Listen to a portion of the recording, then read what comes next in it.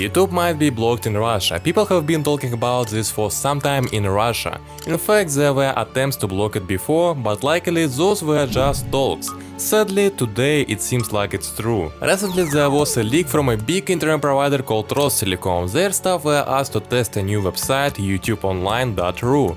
From the name, it sounds like a YouTube alternative. Can it replace the real YouTube? Are there any other Russian YouTube alternatives?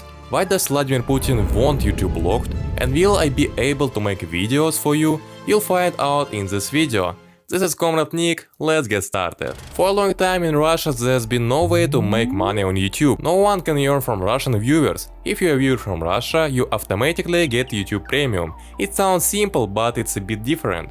Russian users don't see ads, whether they watch English or Russian content. Also, Russians can't advertise on Google. This is because of sanctions. Many Russian YouTubers were sad about this. In Russia, YouTube pays about $1 for 1000 views. This is much less than in European countries or the US. Some were very upset and didn't know what to do.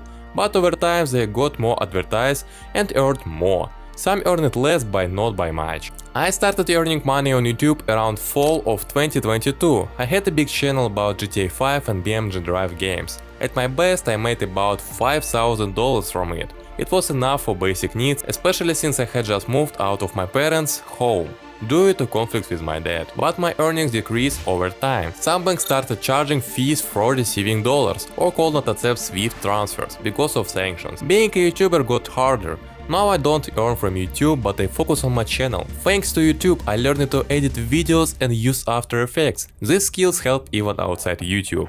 I hope to earn from this channel someday. For those who can, please support me on Boosty. It's the only place I can get donations, sell subscriptions and post special content. I always mention new subscribers in my video. Sadly, not just YouTube faced blocks. In Russia, services like Meta, including Facebook, Instagram and Facebook Messenger, are blocked. Surprisingly, WhatsApp is not. Twitter, now known as X, is also blocked. Other services like PayPal, Patreon, Payoneer, TikTok and many others aren't available because of sanctions or their reasons. Sometimes when you visit a site you get a message saying Russia stop the war. Access to the site is blocked. You can use VPN service to bypass these blocks. By the way, I could have advertised you VPN here. My email is in the description. Instagram, Facebook and other blocked sites also work with VPN. There are no official ban on using them, so even politicians use VPNs. I don't know why make things harder for ourselves. People will keep using these platforms no matter what they post. The police at FSB still monitor the social networks and punish those who break the law. In my opinion, attempts to block YouTube will be unsuccessful, and I can cite the attempts to block the Telegram service as an example. By the way, I have my own Telegram channel where I interact with my viewers, so please subscribe here. The link is in the description.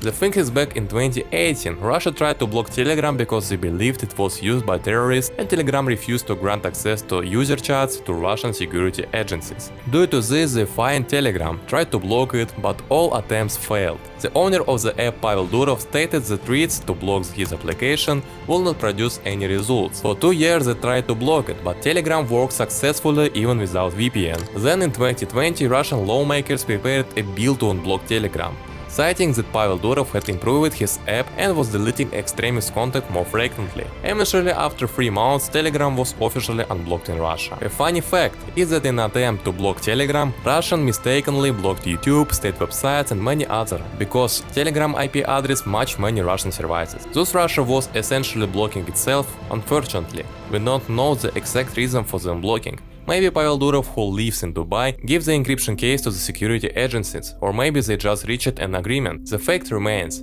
a similar scheme might work with YouTube, but for instance, images on YouTube only load with VPN for many users. However, it's not universal. On my computer everything works correctly, but on my phone video thumbnails just don't load at all. Recently, uploading videos to YouTube has become harder. Before I could upload a 20 minutes video in 2 minutes, now it takes about an hour.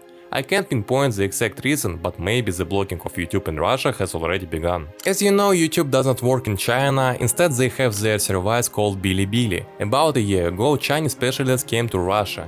According to some sources, they were there to offer advice and help Russian experts block the YouTube platform. Just as it happened in China, Russians' plan is to block YouTube in such a way that it doesn't interfere with the functionality and other Google services. Achieving this carefully is very challenging. In a sense, losing Google service will be a disaster for Russia. Yes, we have Yandex, which actively imitates its foreign competitor, but it's not as perfect as Google. This news emerged a year ago, but YouTube is still unblocked. I am strongly against YouTube blocking. It's simply unnecessary. Indeed, it's unfavorable for Russians, that there are many anti-Russian videos on YouTube and a plethora of information about current events. They are uncomfortable with the platform they cannot control and filter. If YouTube is blocked, we will lose so much. Personally, when I need to do something around the house, I immediately go to YouTube and watch a video about it. To cook something, I do the same.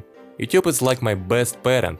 It has taught me a lot. I am glad we have such a platform today. Blocking it will lead to a disaster and inconvenience for a vast number of people. The alternatives available now cannot replace it. Speaking of YouTube alternatives. In Russia, YouTube has existence for a long time. It's a service where movies and series were shown earlier. They tried to attract many bloggers to publish their content there, but those attempts failed.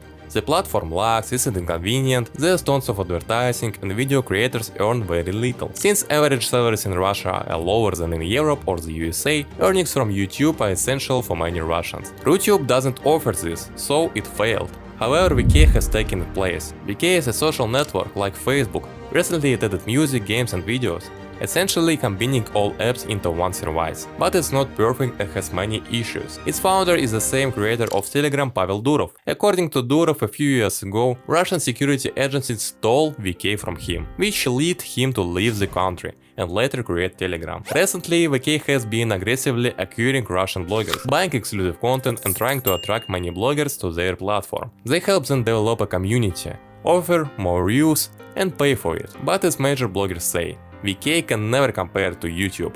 It's just not the same. The audience doesn't like it, and neither do the creators. Now many bloggers simply earn extra money from the VK platform, but don't take it seriously. Everything was normal until today. There was a leak on the internet from a big internet provider called Rostelecom. Someone anonymous shared a chat from inside the company. In the chat, someone asked to test a website called youtubeonline.ru to watch some videos and click around. From the name you can guess, it's like YouTube Online. The company says this is a new way to access YouTube. It seems like a wall between Russia and YouTube for this side. I think Russia might want to control content without YouTube's help, showing only videos that YouTube Online approves. I'm sure the site won't have videos from Western or American media or bloggers who speak against the current government. Maybe my videos won't be there either, but it's okay, since my content is for English speakers. Here's what the company message said. Dear colleagues, Rostelecom is improving its digital service and our team's help is important. We're testing how easy it is to use popular video platforms. We made a new way to access YouTube. It will help gather data and make our methods better. Today have a chance to test the service. Then the employees were asked to visit the site, see how fast video load and answer 5 questions. I really doubt the service is about anything other than maybe blocking YouTube. I wonder will be able to post videos there? Probably not. Maybe my channel won't be on their approved list, but they might make a different site for creators. Either way, I'll find a way to share videos with you, because I value you all. I can use VPN or proxy or rent a virtual computer in Europe and post videos there. That's a problem about making money. Will I be able to earn there? I think yes, because only Google can stop me from getting paid, and it doesn't make sense for them. If there are problems in Russia, I can use cryptocurrency or bank service in other countries. It might be hard, but I'll find a way. Don't lose touch with me. Follow me on Telegram, Instagram and TikTok. If you want to support me with new equipment or money, check out Boosty. It's like Patreon. This was Comrade Nick. See you in new videos, guys. Пока-пока.